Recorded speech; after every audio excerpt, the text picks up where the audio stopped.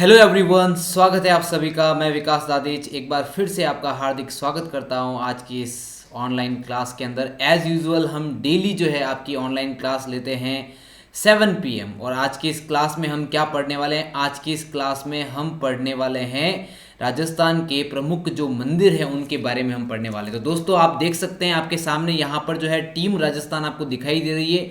ये टीम राजस्थान जो है आपको वाईफाई स्टडी राजस्थान एग्ज़ाम्स की प्रिपरेशन करवाती है। यानी आपके राजस्थान स्टेट गवर्नमेंट के कितने भी या कोई भी आपका एग्ज़ाम हो, ये एग्ज़ाम इस वाईफाई स्टडी राजस्थान एग्ज़ाम से दूर नहीं है। तो दोस्तों इस चैनल को यदि आपने सब्सक्राइब नहीं किया है अभी तक तो इसको सब्सक्राइब कर लीजिए, अपने दोस्तों के साथ में शेयर कर लीजिए और वीडियो को लाइक करना मत भूलिएगा। आपको सभी के वीडियोज़ आपको लाइक करने हैं क्योंकि आपका सब्सक्राइब करना, आपका लाइक करना और शेयर करना यही जो है हमें इंस्पिरेशन देता है आगे बढ़ने की और अच्छा काम करने की।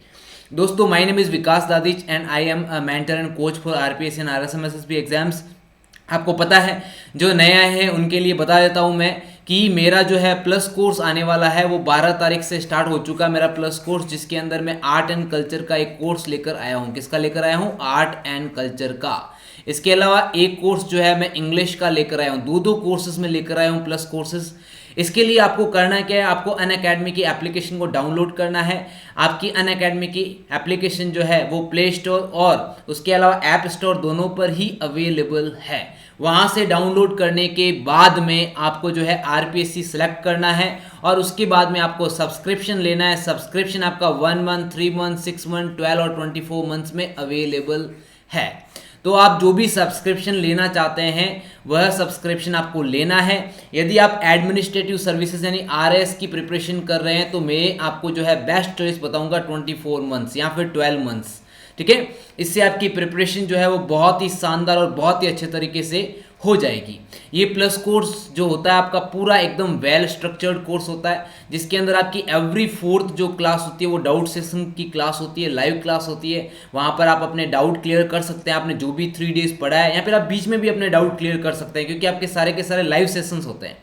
ठीक है दोस्तों, इसके अलावा वीकली क्विजेज होगी और कोर्स जब आपका फिनिश हो जाएगा उसके बाद में एक होगी आपकी मेगा क्विज।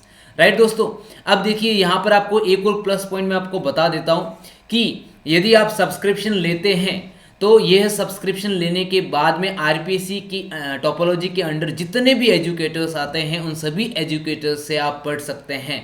यानी देखिए you are not confined to some educators like आप इन्हीं से ही पढ़ सकते हैं। नहीं, आरपीएससी में जितने भी एजुकेटर्स हैं आप सभी एजुकेटर्स से पढ़ सकते हो। आपकी मर्जी हो उससे आप पढ़िए, जो आपको अच्छा लगे उससे आपको पढ़िए। यानी आपको एक पूरा एक इमेंस ऑप्शन मिल जाता है गिस्ट का, नॉलेज का, जिससे आप पढ़कर आपकी प्रिपरेशन बहुत अच्छे से कर सकते हैं और आपको आपका गोल मिल सकता है। दूसरी बात, जितने भी एजुकेटर्स हैं सारे के सारे गोल ओरिएंटेड है। उनको पता रहता है कि किस टाइप के क्वेश्चंस जो है पूछे जाते हैं क्योंकि उनको खुद को नॉलेज होता है उस एग्ज़ाम का। वो खुद वह एग्ज़ाम क्लियर कर चुके हैं, तो आपको कहीं ना कहीं इसका डेफिनेटली प्रॉफिट मिलने वाला है। प्रीवियस ईयर्स के क्वेश्चंस भी आपको करवाए जाएंगे डेफिनेटली, और आपकी जो फ्री क्लासेस है वो तो आप देख ही सकते हैं। तो आप लोगों को क्या करना है? एप्लीकेशन को डाउनलोड करना है, अनअकैडमी लर्निंग ऐप को डाउनलोड करना है। डाउनलोड करने के बाद में आपको आपकी टोपोलॉजी सेलेक्ट करनी है और आपको प्लस कोर्स लेना है। मेरा कोड यूज़ करते हुए आप मेरा कोड VIK10 यूज़ करते हैं तो आपको 10% डिस्काउंट मिल जाएगा। इंस्टेंटली डिस्काउंट मिलेगा आपको 10%। मान लीजिए आपका कोई कोर्स जो है वो 4000 रुपीज़ का है तो इसमें से आपको 400 रुपीज़ लेस हो जाएंगे, यानी 3600 रुपीज़ आपको पे करने रहेंगे। ठीक है दोस्तों, आरपीएससी का कोर्स जो भी आपको लेना वो ले लीजिए क्योंकि आने वाले जो है कुछ वीक के अंदर जो है आपके सारे कोर्सेज़ की जो रेट्स है वो बढ़ने वाली है। तो आप इसको जल्दी से ही आप ले लीजिए। राजस्थान एग्ज़ाम्स जो है काफ़ी एग्ज़ाम्स जो है वो आपके सर के ऊपर है, काफ़ी एग्ज़ाम्स आने वाले हैं। अभी जैसे ग्राम सेवक की भी घोषणा होने वाली है, रीट की भी घोषणा होने वाली है, तो इन सब का आपको ध्यान रखना है। हम जो पढ़ रहे थे वो क्या पढ़ रहे थे? राजस्थान के प्रमुख मंदिर। क्या पढ़ रहे थे? राजस्थान के प्रमुख मंदिर। तो हमने देखिए मैंने यहाँ पर अपना पूरा कोशिश किया, I have tried my best कि जितने भी इंपॉर्टेंट टेम्पल्स है पूरे राजस्थान के अंदर उन सबको मैं जो है यहाँ पर एक्यूमुलेट कर दूँ और आप लोगों को इसके रिलेटेड जो है मैं आपको नॉलेज दे सकूँ।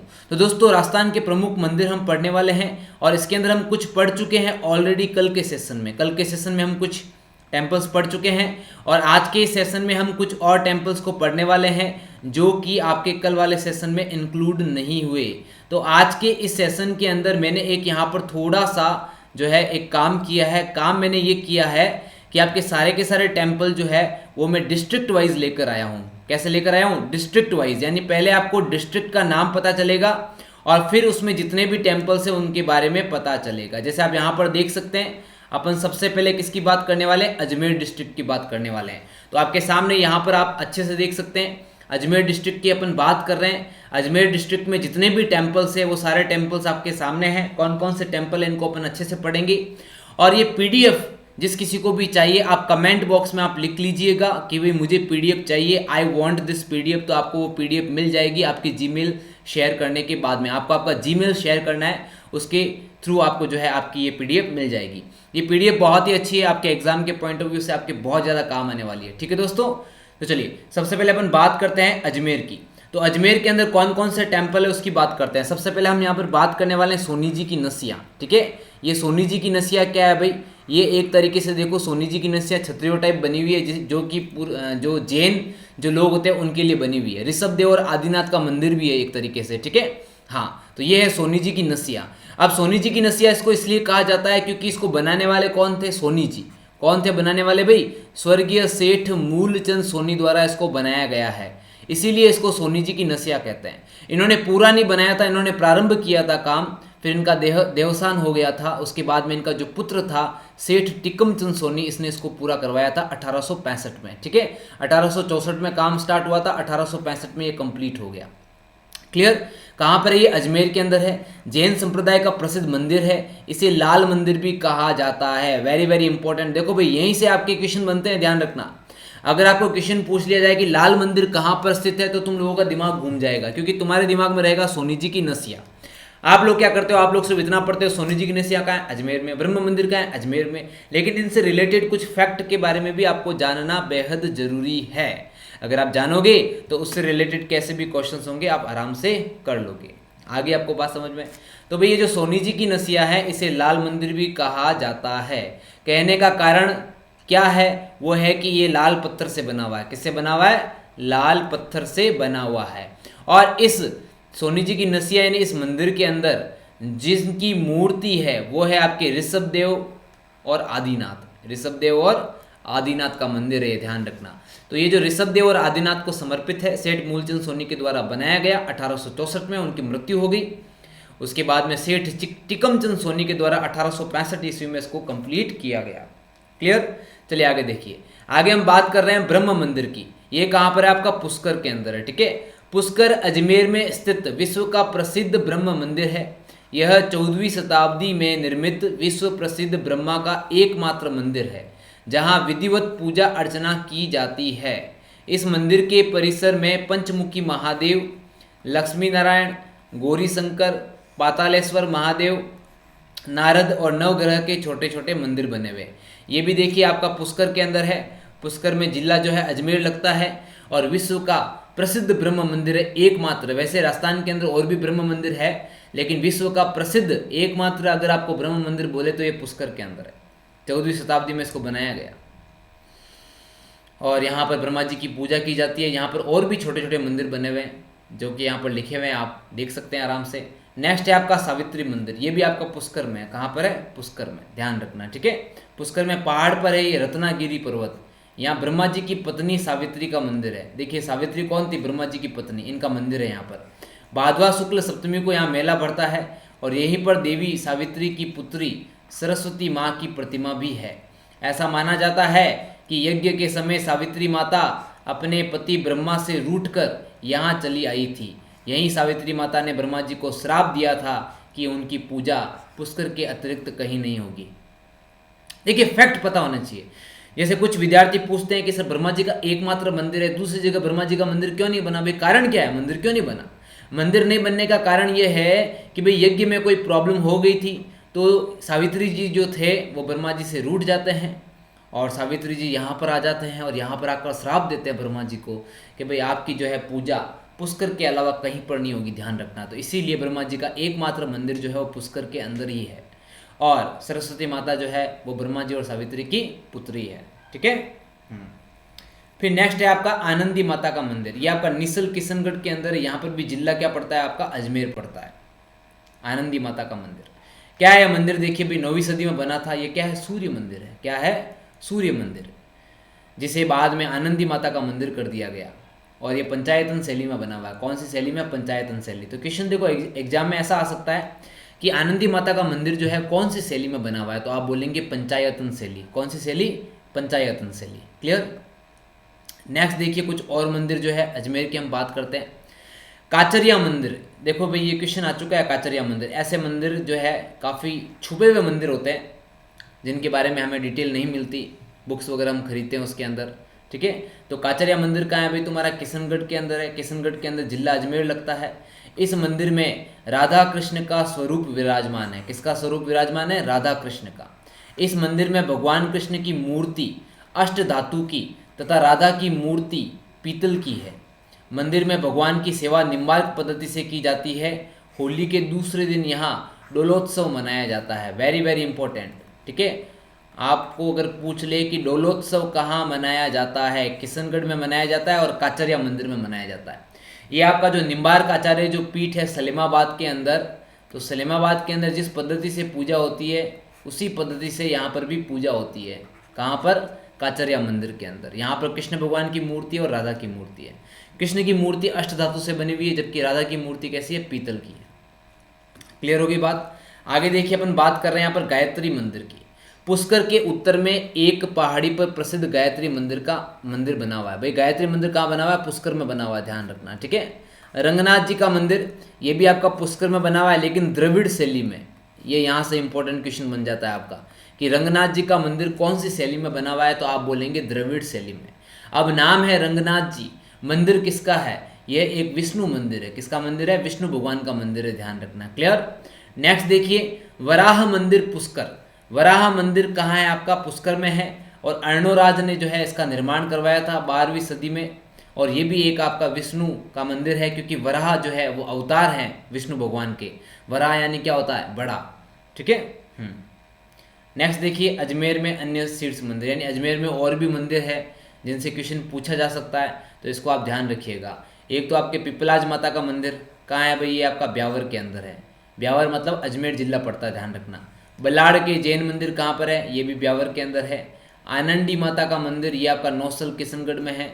नौ ग्रहों का मंदिर, वेरी वेरी इंपॉर्टेंट, ध्यान रख लेना, एग्जाम में आ चुका है और आ भी सकता है। नौ ग्रहों का मंदिर कहाँ पर है? आप बोलेंगे किशनगढ़ के अंदर है।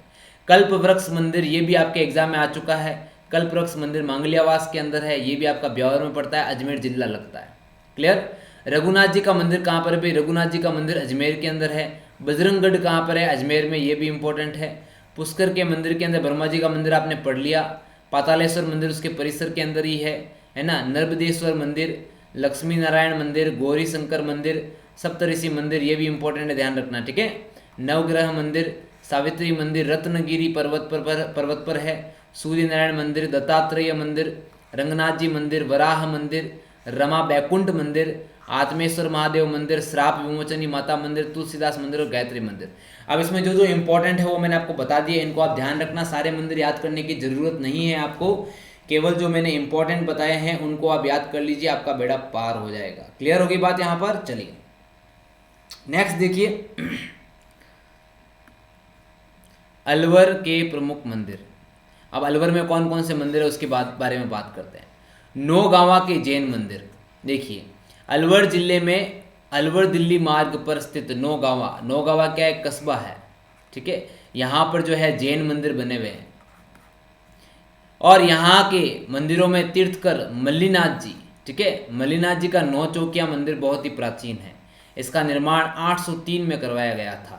इस जैन मंदिर में विराजमान मल्लीनाथ जी की प्रतिमा की एक खास विशेषता है कि इस पर आगे के निचले हिस्से पर कुछ अंकित होने की बजाय इसकी पीठ पर प्रशस्ति अंकित है। जैन तीर्थकर शांतिनाथ भगवान का विशाल मंदिर, जिसे ऊपर वाला मंदिर के नाम से भी जाना जाता है, यहीं पर स्थित है। देखिए नौगांवा क्या है? नौगांवा एक कस्बा है जहाँ पर जैन मंदिर फेमस है, वहाँ के अलवर के अंदर पड़ता है। विशेषता क्या है कि यहाँ पर मल्लीनाथ जी का मंदिर है, बहुत ही पुराना, 803 ईस्वी में बना हुआ। उसके अलावा एक और खास विशेषता है कि मल्लीनाथ जी की जो प्रशस्ति है ना, वो पीठ पर लिखी हुई है, आगे नहीं लिखी हुई है। कहाँ लिखी हुई है? इनकी पीठ पर, पीछे। तो एक तरीके से ये एक्साइटिंग हो गया। हो सकता है कि एग्जाम में ऐसा क्वेश्चन मिल जाए कि ऐसा कौन सा जैन मंदिर है जहाँ पर मल्लिनाथ जी की पीठ पर प्रशस्ति लिखी हुई है, तो आप बोलेंगे नौगावा के जैन मंदिर। नेक्स्ट देखिए तिजारा जैन मंदिर। कौन से जैन मंदिर? तिजारा। तिजारा कहाँ पड़ता है? अलवर के अंदर, ठीक है। तो अलवर के तिजारा के अंदर भी जैन मंदिर है यहाँ पर, और यहाँ पर 8वें जैन तीर्थकर जो है चंद्र प्रभु, इनका मंदिर है, ठीक है। हाँ इस मंदिर में देहरा नामक स्थान पर चंद्र प्रभु भगवान की मूर्ति प्राप्त हुई थी। यहाँ पर प्रतिवर्ष फागुन शुक्ला सप्तमी और श्रावण शुक्ला दशमी को एक विशाल मेला लगता है। तो देखो अब क्वेश्चन क्या बन सकता है? क्वेश्चन ये बन सकता है कि तिजारा जैन मंदिर के अंदर कौन से तीर्थकर की मूर्ति स्थापित है? तो आप बोलेंगे चंद्र प्रभु भगवान, जो कि 8वें तीर्थकर। कौन से तीर्थकर? 8वें। लेकिन अगर आपको पूछे कि नौगावा के जैन मंदिर में, तो आप वहां पर बताएंगे कि वहां पर मल्लिनाथ जी है। कौन है? मल्लिनाथ जी। क्लियर? चलो, शांतिनाथ भगवान का मंदिर भी है, जिसको ऊपर वाला भगवान के नाम से जाना जाता है, ऊपर वाला मंदिर। नेक्स्ट देखिए नारायणी माता मंदिर। अब नारायणी माता के बारे में आप सभी को पता है, कहाँ पर है नारायणी माता? अलवर के अंदर ही है।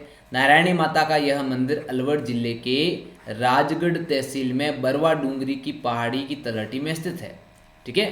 कहाँ पर है नारायणी माता का मंदिर? यह है आपका अलवर जिले के राजगढ़ तहसील में बरवा डूंगरी की पहाड़ी पर, ये ध्यान रखना, ठीक है। और उसके अलावा ये जो नारायणी माता का जो मंदिर है, ये आपके सेन और नाइयों की कुल देवी है। किसकी कुल देवी है? सेन और जो नाई होते हैं ना, इनकी कुल देवी है नारायणी माता, ये ध्यान रखना, ठीक है। यह सभी संप्रदायों एवं वर्गों का आराध्य स्थल है। और यहाँ पर मेला कब पड़ता है? वैशाख शुक्ला एकादशी को, बस यही है। यहाँ पर ये नहीं लिखा हुआ है कि भाई सेन और नाई समाज की जो है कुल देवी है, वो आप ध्यान रखना, नारायणी माता। नेक्स्ट देखिए विजय मंदिर पैलेस। अलवर जिले में विजय सागर बांध के तट पर महाराजा जयसिंह द्वारा 1918 में निर्मित विजय मंदिर पैलेस पर्यटन की दृष्टि से खास महत्व रखता है, पर सीताराम का भव्य मंदिर भी स्थित है। इस भव्य महल और ऊंची मीनार का प्रतिबिंब झील के पानी में झिल मिलाता हुआ प्रतीत होता है, तो उस समय वहाँ का दृश्य बहुत ही मनोहरी दिखाई देता है। झील के निकट बने इस मनोहरी भवन की दीवारें धार्मिक एवं पौराणिक संदर्भों पर आधारित भित्ति चित्रों से अलंकृत है। विजय मंदिर पैलेस कहाँ पर है? आप बताएंगे अलवर में। ज़्यादा कुछ खास जानने लायक है नहीं इसके अंदर, ठीक है, इतना ही आपको ध्यान रखना है। क्लियर? प्लस इस विजय मंदिर पैलेस में किन का मंदिर है? सीता और राम का। किसका? सीता और राम का। नेक्स्ट देखिए रावण पार्श्वनाथ मंदिर। रावण पार्श्वनाथ मंदिर, ये रावण पार्श्वनाथ मंदिर कहाँ पर है भाई आपका? ये रावण पार्श्वनाथ मंदिर जो है आपका अलवर में ही है, जैन मंदिर है ये। क्या है? जैन मंदिर। अभी देखो रावण पार्श्वनाथ मंदिर से आप ये मत सोच लेना जैसे आपको क्वेश्चन दे दे एग्जाम के अंदर कि रावण पार्श्वनाथ मंदिर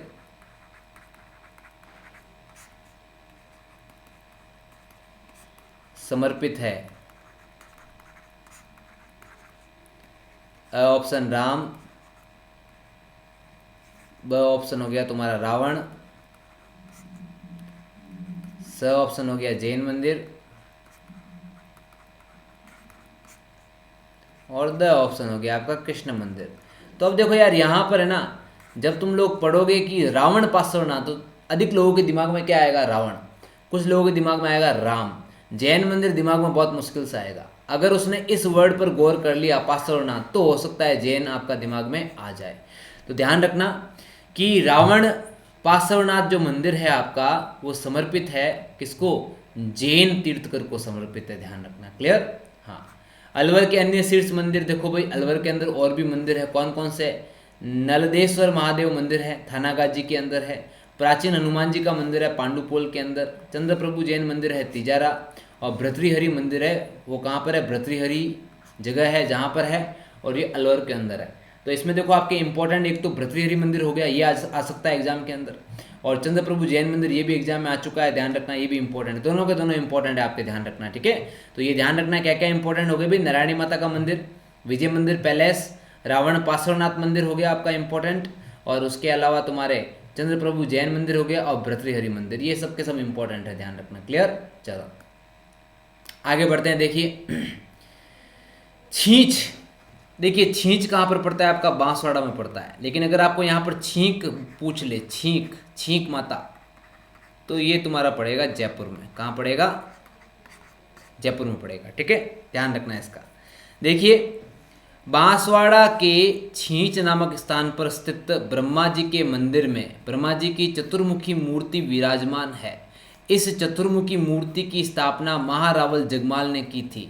इस मंदिर का निर्माण 12वीं सदी में करवाया गया तथा यहाँ पर आम्बलिया तालाब की पाल पर छींच देवी का प्राचीन मंदिर है। ठीक है, छींच देवी की बात हो रही है यहाँ पर, और इसको बांसवाड़ा का ब्रह्मा मंदिर भी कहा जाता है, ध्यान रखना। ठीक है, वैसे अगर विश्व प्रसिद्ध ब्रह्मा मंदिर बोले तो पुष्कर के अंदर एकमात्र मंदिर है। 12वीं सदी में इसका निर्माण करवाया गया, और यहाँ पर ब्रह्मा जी की एक मूर्ति है जो चतुर्मुखी मूर्ति यानी 4 मुंह है, ध्यान रखना। ठीक है, महारावल जगमाल ने इसकी स्थापना करी थी और 12वीं सदी में करवाया था इसको, ये विशेष तौर पर ध्यान रखना। और यहाँ पर एक आम्बलिया तालाब है, इस तालाब की पाल पर छींच देवी का मंदिर है। तो छींच देवी और छींक देवी दोनों में फ़र्क है, ध्यान रखना। छींच देवी और छींक देवी यानी छींक माता, ये तो आपका जयपुर और ये आपका बांसवाड़ा। ठीक है, घोटिया अम्बा मंदिर कहाँ पर है भाई? ये भी बांसवाड़ा में है। यहाँ पर अम्बा माता धाम के अलावा अन्य केलापानी, पांडव कुंभ और घोटेश्वर महादेव के प्रमुख पवित्र तीर्थ है। घोटेश्वर महादेव बहुत इंपॉर्टेंट है, ध्यान रखना। बांसवाड़ा के अंदर ऐसा माना जाता है कि पांडवों ने अज्ञातवास के दौरान कुछ समय घोटिया अम्बा यानी केलापानी स्थान पर व्यतीत किया था। यहाँ पर पांडवों की प्रतिमा लगी हुई है। यहाँ पर चैत्र अमावस्या को विशाल मेला पड़ता है। घोटिया अम्बा से कुछ ही दूर सुरंग द्वारा जुड़ा हुआ एक भीमकुंड स्थित है। इसे आदिवासियों को दूसरा कुंभ भी कहा जाता है। ठीक है, तो आपको यहाँ पर क्लियर हो गया। घोटिया अम्बा, पांडव आए थे यहाँ पर, ऐसा माना जाता है, रुके थे यहाँ पर।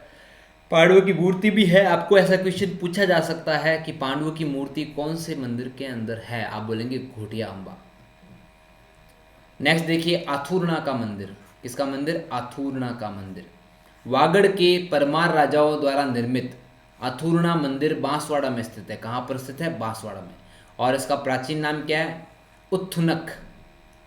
यह स्थान प्राचीन काल में वागड़ के परमार शासकों की राजधानी रहा है। आथुरना, ठीक है, ध्यान रखना। परमार शैली के अंदर ही बना हुआ मंदिर है ये, और इसका प्राचीन नाम क्या है? उत्थनक। उत्थनक, ये ध्यान रखना। आथुरना का मंदिर कहाँ है? बांसवाड़ा के अंदर। नेक्स्ट देखिए, अपन बांसवाड़ा की ही बात कर रहे हैं। कालिंजरा का जैन मंदिर। देखो भाई, कालिंजरा का जैन मंदिर कहाँ पर है? अगर आपको पूछे तो आप बोलेंगे बांसवाड़ा। किस नदी के समीप है? हिरण नदी के समीप। ठीक है, हाँ। और यह मंदिर किसको समर्पित है भाई? जैन तीर्थकृत हुए जो तो प्रथम तीर्थकृत है ना, ऋषभ देव, उनको समर्पित है। यानी उनकी मूर्ति लगी हुई है यहाँ पर कालिंजरा जैन मंदिर में, ऋषभ देव को समर्पित है ये। कहाँ है ये? बांसवाड़ा के अंदर। त्रिपुरा सुंदरी मंदिर, ये तो सभी को पता है कहाँ पर है, ये भी आपका बांसवाड़ा के अंदर है। राजस्थान की प्रथम महिला मुख्यमंत्री वसुंधरा राजे की आराध्य देवी भी है ये त्रिपुरा सुंदरी। ये कहाँ है? तलवाड़ा के निकट बांसवाड़ा में स्थित है। इसे स्थानीय लोग जो है तुरताई माता कहते हैं। वेरी वेरी इंपॉर्टेंट, एग्जाम में क्वेश्चन आ चुका है कि त्रिपुरा माता का अन्य नाम क्या है। वेरी वेरी इंपॉर्टेंट है ना, तुरताई माता। आगे देखिए, ये मंदिर में जो मूर्ति है वो काले पत्थर से बनी हुई है और 18 भुजाएं हैं। कितनी है? 18 भुजाएं हैं। मेला बढ़ता है यहाँ पर, और पांचालों की कुल देवी है। ठीक है, त्रिपुरा सुंदरी किसकी कुल देवी है? पांचालों की। पांचालों की कुल देवी कहाँ पर है? बांसवाड़ा के अंदर है। वसुंधरा राजे की आराध्य देवी भी, ध्यान रखना। कुल देवी नहीं है, क्या है? आराध्य देवी है। क्लियर होगी बात यहाँ पर? कुल देवी के चक्कर में मत रहना, आराध्य देवी दिमाग में बैठा लेना इस बात को। आगे देखिए, गुणी के रणछोड़ राय जी का मंदिर। गुणी के रणछोड़ राय जी हर मनोकामना पूर्ण करने वाला व फसलों के रक्षक देव के रूप में पूजा जाने वाला रणछोड़ राय का यह मंदिर महाभारतकालीन तीर्थ माना जाता है। यह मंदिर उदयपुर मार्ग पर गनौड़ा के निकट स्थित है। यहाँ पर प्रतिवर्ष फागुन शुक्ला एकादशी यानी आंवला एकादशी को मेला पड़ता है। गुणी के रणछोड़ राय जी का मंदिर, ये ध्यान रखना। ठीक है, हाँ, कहाँ पर होगा ये? बांसवाड़ा में होगा। ज़्यादा इंपॉर्टेंट नहीं है, बट आपको ऐसा पूछ ले कि गुणी के रणछोड़ राय जी का मंदिर, तो आप फिर बांसवाड़ा बताएंगे। क्या बताएंगे? बांसवाड़ा उत्तर होगा आपका। क्लियर होगी बात यहाँ पर? हाँ, इसका विशेष तौर पर ध्यान रखना। ठीक है, चलो भाई नेक्स्ट चलते हैं। यहाँ पर आगे देखिए, बारां के अंदर जो प्रसिद्ध मंदिर है उनकी बात करते हैं कि भाई बारां के अंदर कौन कौन से प्रसिद्ध मंदिर है। देखिए भाई, बारा के अंदर कौन कौन से प्रसिद्ध मंदिर है। एक तो आपका हो गया ब्राह्मणी माता का मंदिर। किसका? ब्राह्मणी माता का। बारा जिले के प्रमुख मंदिर की बात हो रही है, ब्राह्मणी माता का मंदिर। राजस्थान का एकमात्र ब्राह्मणी माता का मंदिर जहां देवी की पीठ की पूजा की जाती है। यह मंदिर आपका सोरसेन के अंदर है, ध्यान रखना। कहाँ पर है? सोरसेन के अंदर है। और यहाँ पर गधों का मेला भी बढ़ता है, गधों का मेला बढ़ता है, ध्यान रखना। ठीक है। और कुमार जो होता है ना, कुमारों की कुल देवी है, कुमारों की कुल देवी ब्राह्मणी माता। ठीक है, यहाँ पर सब लिखा हुआ आप देख सकते हैं। ये मंदिर आपका बारा के अंदर है। बनाया किसने था? झालावाड़ का एक शासक था, राजा झाला। ठीक है, राजा झाला जालिम सिंह ने सीढ़ियाँ बनवाई थी इसकी। क्या बनवाई थी? सीढ़ियाँ। और यहाँ पर ये गधों का जो मेला लगता है वो आपका कब लगता है? माघ शुक्ल की सप्तमी को गधों का मेला लगता है। वैसे अगर आपको पूछा जाए, अगर ऑप्शन में ये नहीं हो आपका बारा, तो फिर आपका आंसर होगा जयपुर। गधों का मेला वहीं पड़ता है। चलिए नेक्स्ट देखिए, भंड देवरा शिव मंदिर, यानी भंड देवरा के शिव मंदिर, जिनको मिनी खजुराहो भी कहते हैं। क्या कहते हैं? मिनी खजुराहो या हाड़ौती का खजुराहो। इसके बारे में अपन ने कल बात करी थी। राजस्थान का मिनी खजुराहो या हाड़ौती का खजुराहो के नाम से फेमस जो है वो है भंड देवरा, बारा जिले में स्थित है। भंड देवरा का अर्थ होता है टूटा फूटा देवालय। देखिए, भंड देवरा का मतलब क्या होता है? भंड देवरा का मतलब टूटा फूटा देवालय। आगे बात समझ में आपको? इसका निर्माण शत्रुओं पर अपनी विजय के उपलक्ष्य में मेदवंशीय राजा मलयवर्मन के द्वारा करवाया गया था। किसके द्वारा? मलयवर्मन। ठीक है। और पंचायतन शैली का उत्कृष्ट नमूना है। यहाँ पर मिथुन मुद्रा में बहुत सारे आकृतियाँ उत्कीर्ण हैं, इसलिए इसे राजस्थान का मिनी खजुराहो भी कहा जाता है। यह पहाड़ी पर अन्नपूर्णा देवी का मंदिर भी है। तो देखो, यहाँ पर जो इम्पोर्टेंट है आपके एग्जाम के पॉइंट ऑफ व्यू से, वो है आपका मिनी खजुराहो। क्या इम्पोर्टेंट है? मिनी खजुराहो या फिर हाड़ौती का खजुराहो। अगर आपको राजस्थान का खजुराहो बोले तो किराड़ू के मंदिर होंगे आपके, बाड़मेर के, ध्यान रखना। ठीक है। हाँ भाई, नेक्स्ट देखिए, कुछ और टेम्पल बचे हुए हैं बारा के, उसके बारे में बात कर लेते हैं। काकुनी मंदिर समूह। काकुनी मंदिर समूह बारा जिले की छिपा बड़ौद तहसील में मुकुंदरा की पहाड़ियों में परवन नदी के किनारे बने हुए हैं। इंपॉर्टेंट भाई, कहाँ पर बने हुए? परवन नदी के किनारे। काकुनी मंदिर समूह बारा जिले की छिपा बड़ौद तहसील में मुकुंदरा की पहाड़ियों में परवन नदी के किनारे बने हुए हैं। गढ़गच्छ देवालय। अब देखिए, गढ़गच्छ देवालय की बात करें तो ये भी आपका कहाँ पर है? अटरू, बारा में। कहाँ पर है? बारा में। अटरू का प्राचीन नाम क्या है भाई? अटलपुरी था। क्या था? अटलपुरी। यहाँ पर बने फुलदेवरा मंदिर को मामा भांजा का मंदिर भी कहा जाता है। अब वेरी वेरी इंपॉर्टेंट आ गया भाई, यहाँ पर मामा भांजा का मंदिर एग्जाम में आ चुका है दोस्तों, ध्यान रखना है इसका। मामा भांजा का मंदिर कहाँ पर है तुम्हारा? ये अटरू के अंदर है। अटरू कहाँ पड़ता है तुम्हारा? बारा में पड़ता है। कहाँ पड़ता है? बारा में पड़ता है। अगर तुम्हें बोले कि जेठानी देरानी का मंदिर कहाँ है, देरानी जेठानी या देरानी जेठानी का मंदिर कहाँ पर है, तो ये आपका आएगा माउंट आबू में। कहाँ पर है? माउंट आबू के अंदर है। क्लियर? हाँ। आगे देखिए, शाही जामा मस्जिद। शाही जामा मस्जिद कहाँ पर है भी? ये शाहबाद के अंदर है। ये भी आपका बारा में पड़ता है, ध्यान रखना। और औरंगजेब के टाइम ये बनी हुई है। शाही जामा मस्जिद कहाँ पर है? बारा के अंदर है। क्लियर? चलो भाई, नेक्स्ट देखिए,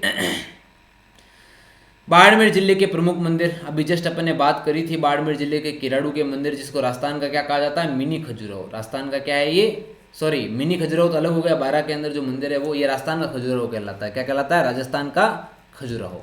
तो देखिए, बाड़मेर जिले में सबसे पहले किराड़ू का मंदिर, जिसे राजस्थान का खजुराहो भी कहते हैं, और ये जो है नागर शैली में बना हुआ है। कौन सी शैली में? नागर शैली में। और किराड़ू का जो प्राचीन नाम था वो क्या था? किरातकूप। किराड़ू का प्राचीन नाम किरातकूप। क्लियर?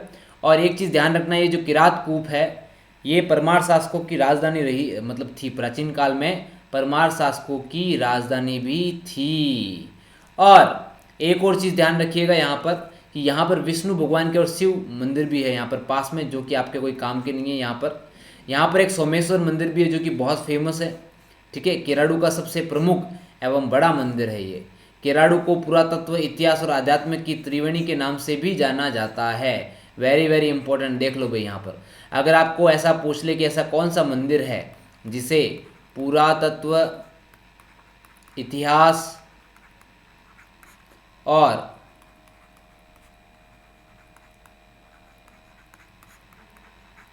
अध्यात्म की त्रिवेणी कहा जाता है? तो आप बोलेंगे कीराड़ू के मंदिर। आगे आपको बात समझ में? ठीक है भाई। बाकी यहाँ पर जो आपको बता दिया मैंने कौन कौन से मंदिर है, कोई दिक्कत वाली बात नहीं। फिर है श्री नाकोड़ा, ये भी आपका बाड़मेर में ही पड़ता है। मेवा नगर के जैन मंदिर के उपनाम से प्रसिद्ध श्री नाकोड़ा प्रसिद्ध तीर्थ स्थल बालोतरा के पश्चिम में भाकरिया नामक पहाड़ी पर स्थित है। मुख्य मंदिर में दूसरे जो जैन तीर्थकर थे पार्श्वनाथ जी, उनकी प्रतिमा विराजित है यहाँ पर।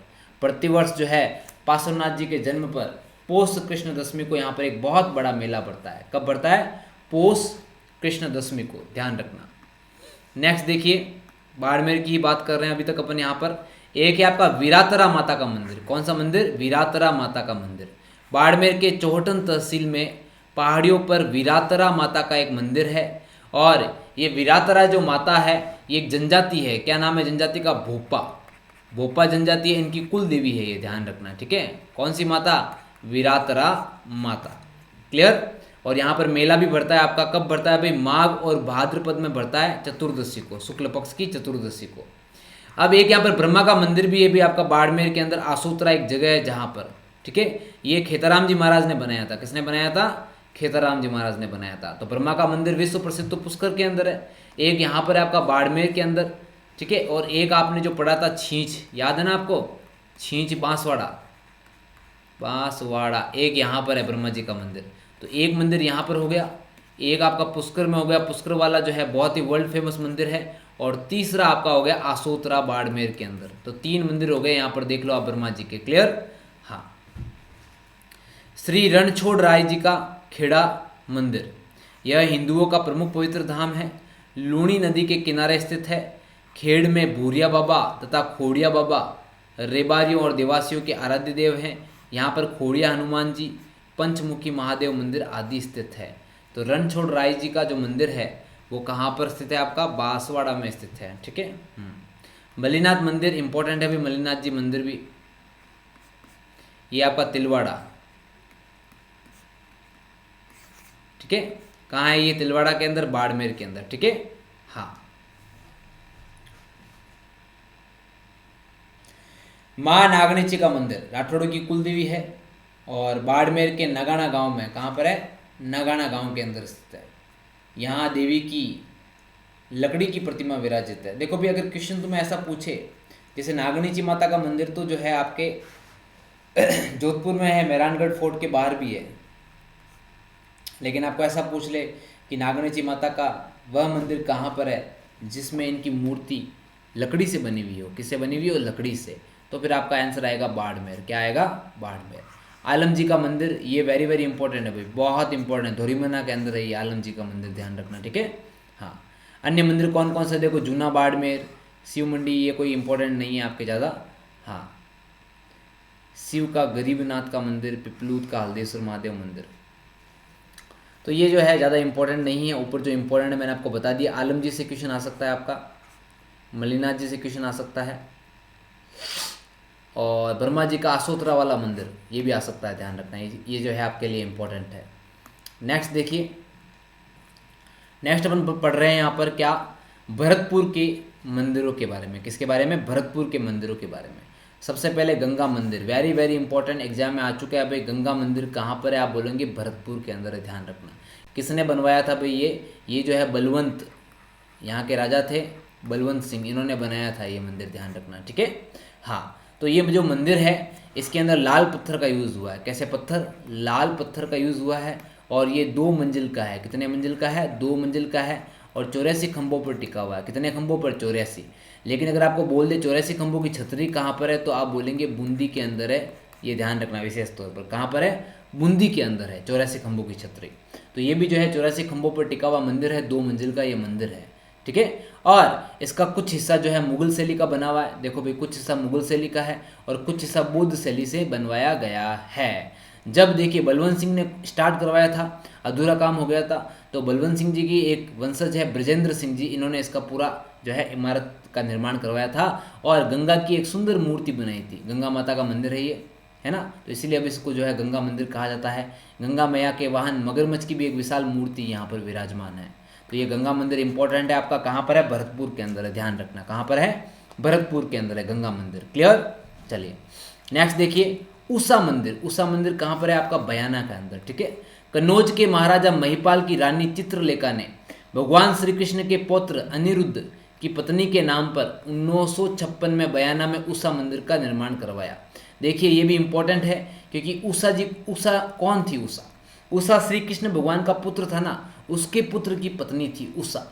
तो यहाँ पर ये मंदिर बना था, लेकिन बाद में मुगल जो आक्रमणकारी थे उन्होंने इसको तोड़ दिया था और इसको बना दिया उषा मस्जिद। क्या बना दिया? उषा मस्जिद का रूप दे दिया। बनाया किसने था? कन्नौज के महाराजा महिपाल ने। और कन्नौज के महाराजा महिपाल की रानी चित्रलेखा ने बनवाया था। किसने बनाया था? चित्रलेखा ने। लक्ष्मण मंदिर वेरी वेरी इंपॉर्टेंट भाई, कहाँ है? भरतपुर के अंदर, ध्यान रखना।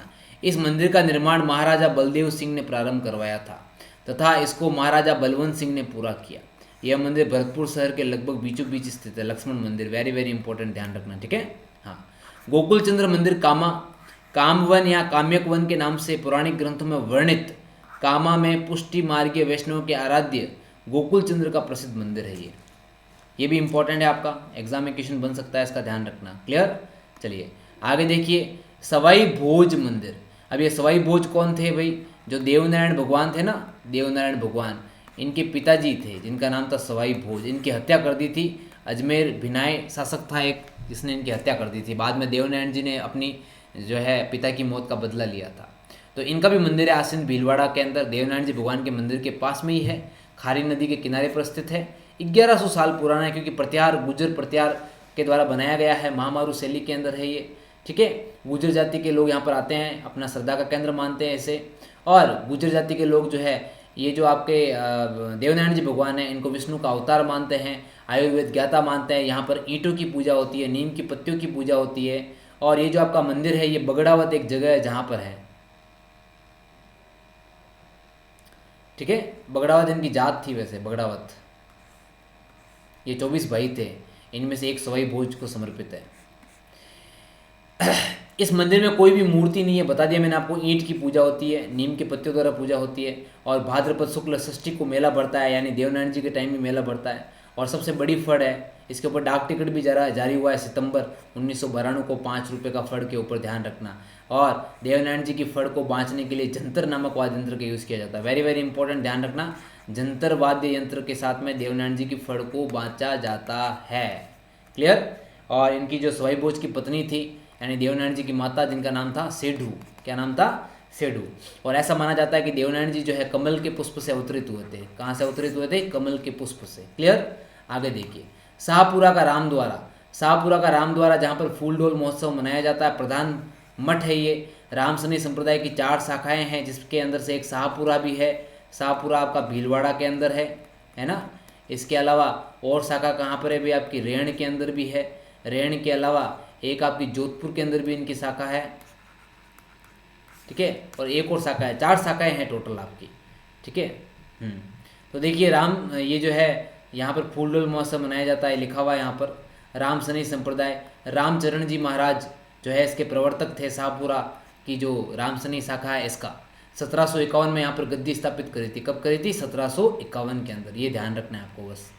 फूलडोल महोत्सव कब मनाया जाता है, इस टाइप के क्वेश्चंस नहीं पूछे जाते, तो इनका आपको ध्यान रखना है।